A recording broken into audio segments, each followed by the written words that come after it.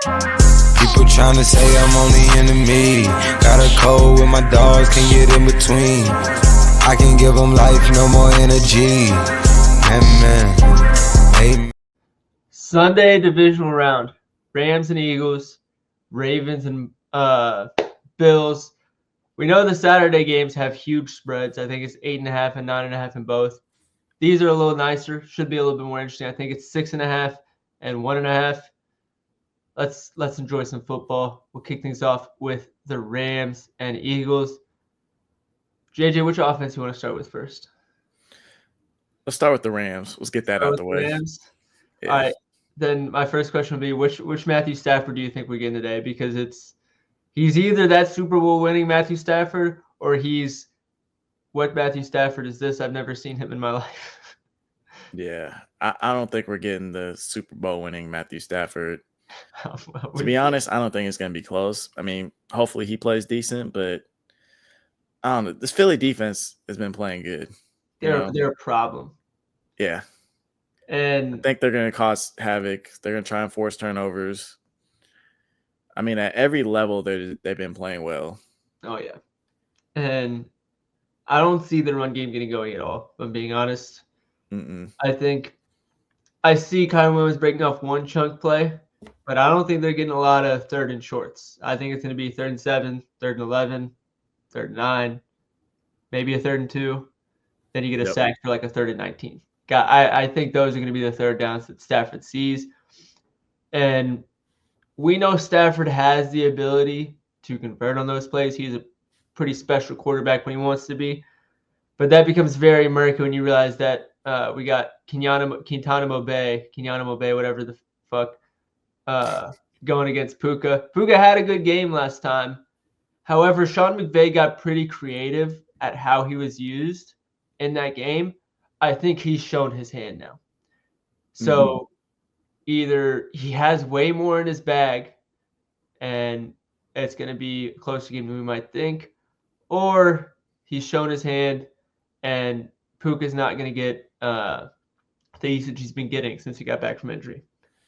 Knowing that and knowing how the rush game is supposed to go, we get Cooper Kupp, who's been atrocious lately. I think he does have a good bounce back game, but we'll get into that. And Tyler Higbee came back. His route share isn't that high, but his usage has been great. Yeah. And mix all that in with Nakobe Dean being out for the Eagles, I see a route for Higbee to have an efficient game. But we also don't know how healthy Higbee is after he got injured last game. I really do think the best target for this Rams offense is going to be Cooper Kupp. And although he's been so bad lately, I think the encouraging thing is going into last week, the Packers and Eagles game, Jaden Reed was also really bad in the weeks leading up to it. And before he got injured, he was being targeted a lot. So this seems like the exact same thing for Cooper Kupp here. Both the offensive coordinator and Sean McVay has said some pretty encouraging things. And when being asked about it, they basically said, I got the quote right here, actually. Let's hear it. Give it to me. So Michael Flores said, I think Cooper Kupp not being involved is more of an anomaly right now. There's opportunities where we try to get him the ball, and for one thing or another, not getting into too specifics, it just hasn't worked out.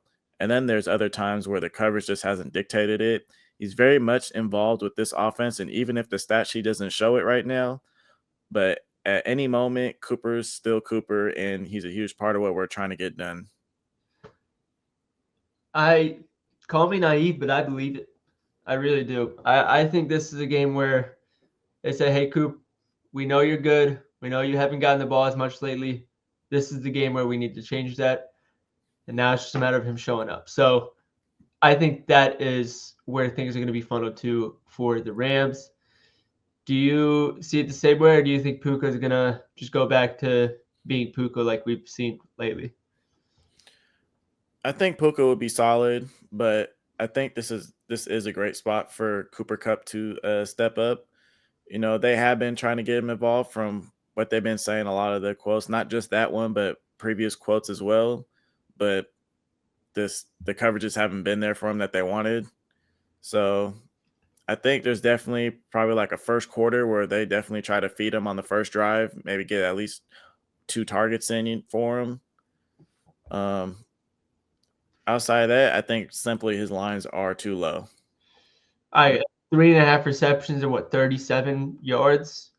Yeah. For you guys who want to know how crazy that is, that's the same line as Dalton Schultz for the Houston Texans. I've never seen Dalton Schultz and Cooper Kupp have the same lines. We're talking about Triple Crown winner Cooper Kupp and 3 receptions per game Dalton Schultz. They have the same lines right now. This is probably the lowest Cooper Kupp will ever be priced.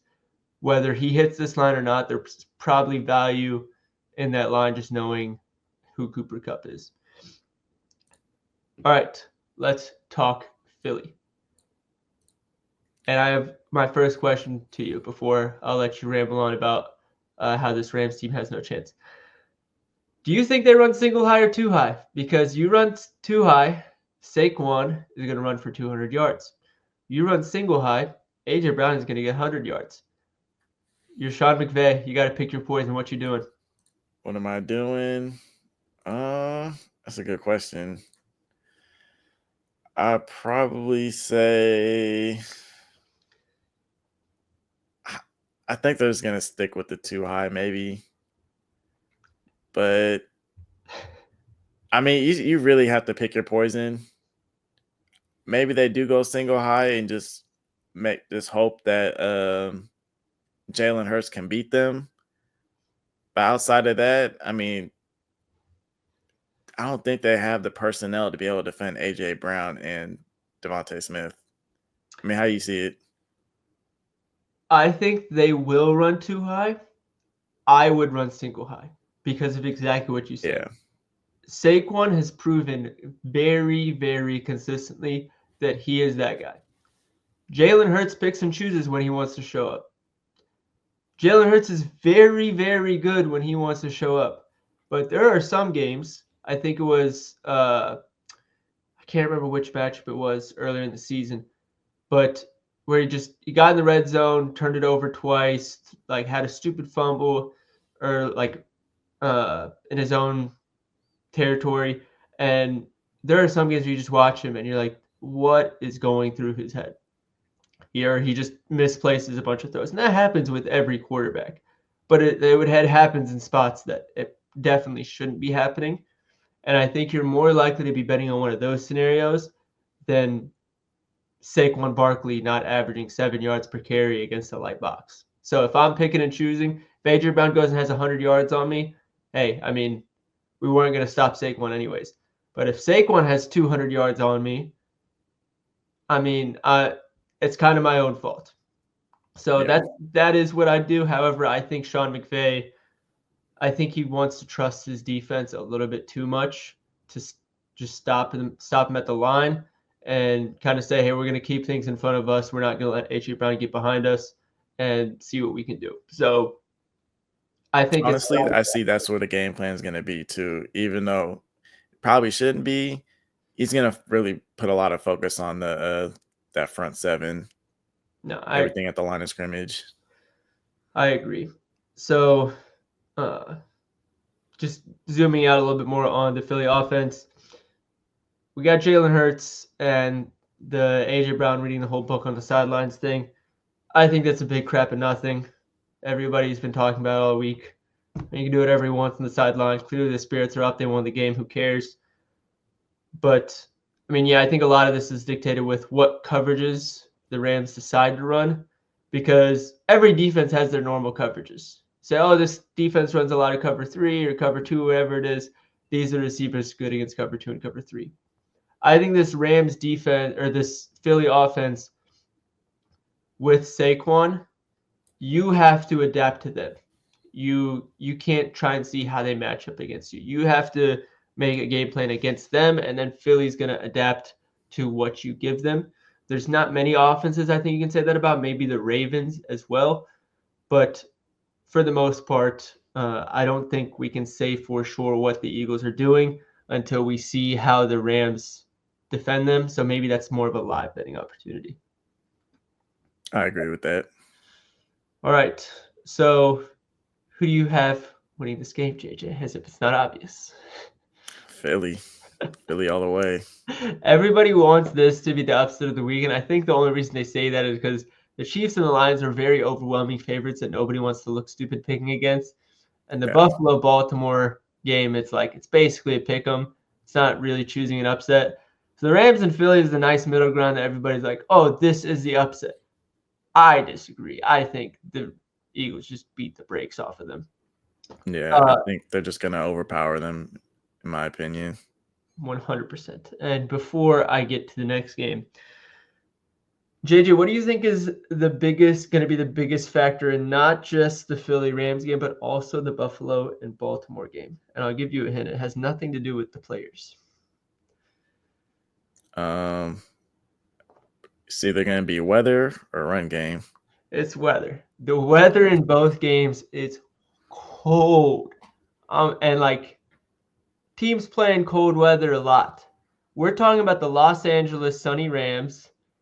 And I guess the Baltimore is not exactly a sunny state, but they're not used to playing in this cold weather, especially not the Rams.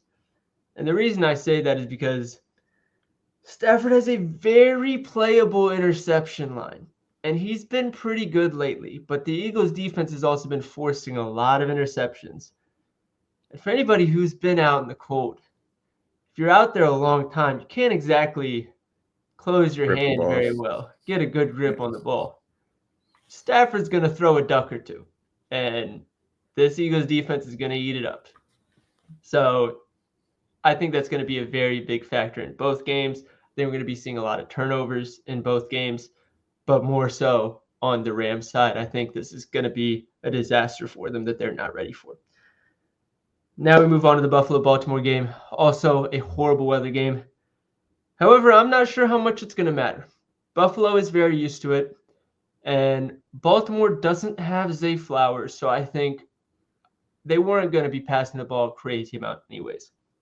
However, I do think no Zay Flowers means more two tight end sets. I've been wanting to talk about this, so we'll talk about the Ravens offensive side first. Knowing that they're going to run more two tight end packages, JJ, do you think that just means they're going to run the ball way more?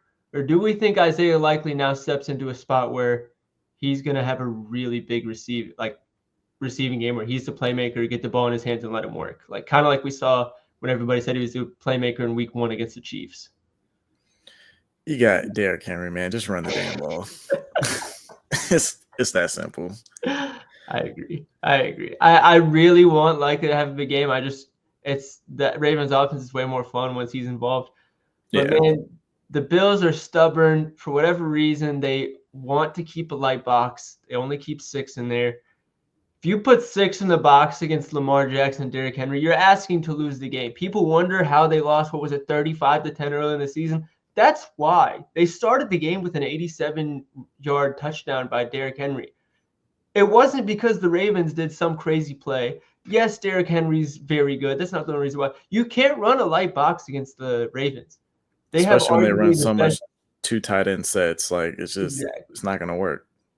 It just makes no sense, especially when it's a read option. You're taking one guy out of the mix already. Now you're only 5 because Lamar just reads the defensive end. And now if he hands it off, or if the defensive end's staying and he hands it off, Derrick Henry's running into a group of 5 instead. If he goes with Derrick Henry, now Lamar's peeling out into space too. So you're asking to lose this game if you run a light box. And we've seen time and time again, they're too stubborn to switch it up. They're going to keep running a light box. They don't adapt it to heavy rushing matchups. So it's gonna spell disaster. And now that Zay Flowers is out, or he might be doubtful, it's only going to spell more trouble. That's really all I think is worth talking about on the Ravens side. I don't care to talk about Rashad Bateman. I don't care to talk about Mark Andrews and Isaiah Likely. They're just going to run it down their throats, and it's cold. Lamar just run the ball. Yeah, Lamar doesn't want to throw the ball. He was talking about in practice how he tried to wear gloves to keep his hands warm. And he was like, I can't throw with gloves on. So it's clearly something that he is uncomfortable doing. I'm sure he's going to be able to do it just fine if he does, but you don't need to. Just run the ball. Yeah. Am I missing anything that's worth talking about on the Ravens offensive side? Nope. If it's 4th and 3, you're not kicking it. Justin Tucker hasn't had a good season. Just run a read option. Like it's one of the most straightforward offensive game plans you could probably find in a playoff game. But let's go to the Buffalo side. Where do you want to start with on the Buffalo offensive side, JJ? Let's start with Josh Allen. What do you think what his impact will be here? I can't put my finger on it, honestly. This Ravens defense has been very improved late in the season. And it was kind of expected. They had a new defense coordinator to start the season. Everybody talked about how smart he is coming in. Like you say that about a lot, but he's also like former player, only 8th year as part of the organization, or like just a coach on the staff in general, which is pretty quick to become a defensive play caller. So he clearly knew what he was doing. And they lost Patrick Queen in the offseason. So there was going to be some time to adapt. They were a disastrous pass defense to start the season. They've cleaned it up a lot. So I think knowing that makes it a little bit more murky, because I don't know that there's a spot where you're just, oh, this is their weakness, go and pick on it. So I think Josh Allen is going to have to do some pretty Superman Josh Allen things in this game if they want a chance.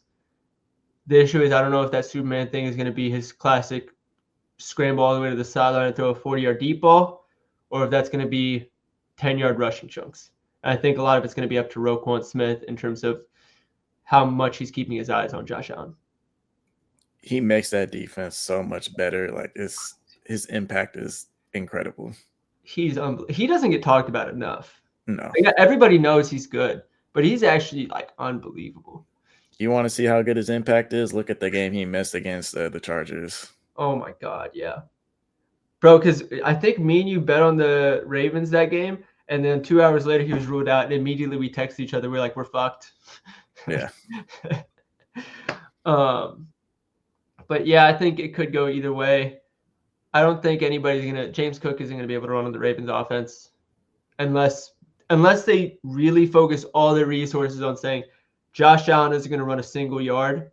That's the only way James Cook really does anything on offense, in the run game at least. And I think making them one-dimensional in the cold, in a scenario where I'm not putting all my chips on the table for Keon Coleman or Amari Cooper to have a great game. Amari Cooper hasn't had as much usage. We know he's good, but his usage has been crazy. So now we're looking at Khalil Shakir, Dalton Kincaid, Dawson Knox. How much are you really trusting them to put up big numbers? Not really. I think pretty average games, if anything. I agree. And the other thing is, again, we're talking about how cold it is. It's harder to grip the ball. One of Shakir's biggest strengths is that he doesn't drop passes. Some of the most secure hands in the NFL. If this cold makes him drop 1 or 2 extra passes, it's a big deal. It's not nothing, because he's not out there getting 12 targets for 9 receptions, 8 receptions. He's getting 6 targets, 6 receptions. And he's getting first downs because he's so reliable. So you take away 1 or 2 of those first downs, that's 1 or 2 drive killers.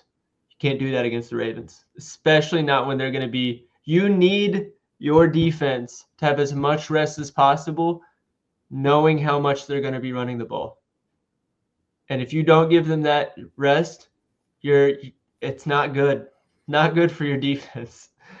Yeah. So Khalil Shakir, I hope he played in the cold growing up. Josh Allen's going to have to do Josh Allen Superman things, which we know he probably will be doing. I think James Cook is going to have to get involved in the receiving game a little bit. I think that's really the path to successful drives for the Buffalo Bills here. All right, parlay time, and we'll kick things off with the Eagles and Rams parlay. And the one thing to note is that both of these teams, actually all 4 of the teams on the slate, are 7th or better in percentage of touchdowns allowed as passing touchdowns. So we want to target passing touchdowns against them.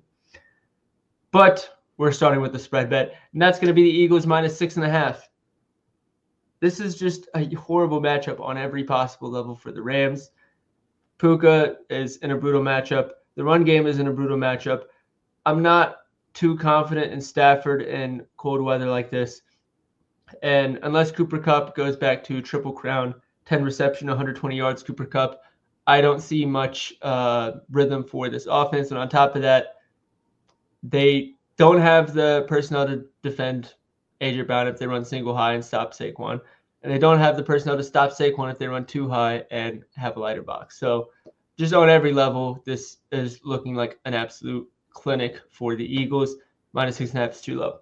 Next up, we got both these quarterbacks to get one passing touchdown. Both these teams allow 70% or higher percentage of touchdowns allowed as passing touchdowns. If each team gets one touchdown, I'm expecting to be passing touchdowns. If each team gets two touchdowns, surely one of them will get one passing touchdown. That should be light work. And lastly, Cooper Kupp over 3.5 receptions. I have never, ever, ever seen Cooper Kupp at 3.5 receptions. This is a perfect bounce back spot for him. Combine all that, we're getting plus 453. Go ahead and lock that in. And next up, we're going to the Ravens and Bills game. And this was about as straightforward of a read as you could ask for in these four games. First off, we're going with Ravens against the spread. Basically, a money line pick is 1.5 points. There's a system. I don't remember all the minor details about it, but the main gist of it is in the divisional round, when you're playing a team that you beat by 3 or more earlier in the season, with some other minor details, again, I can't remember, but was less relevant. They were 15-0. The team that won the last game was 15-0 in the divisional round, which in this case is going to be the Baltimore Ravens. And on top of that, we love the matchup for them in the rushing game, which is why we also took Derrick Henry to get 90-plus rushing yards. JJ, you had a hit rate comment on that one, and I'm forgetting. What was it? For Henry, he's only missed in 5 games, and of those 3 misses, they were in losses. So it correlates pretty well with the win. Yeah. All right. So all that together, highly correlated. So the odds are a little lower, but it's plus 299. We locked both of those individually as half unit, and then we threw on the 20% boost on the Big Kahuna, max $10 bet, but altogether it was plus 2,537 with the boost. $10 wins 263. Let's enjoy some damn good football. Make sure you like and subscribe if you haven't already, because we'll be doing this again next week. Otherwise, we'll see you guys soon. JJ, good to see you as always. I know everybody loves to see you too. And good luck today.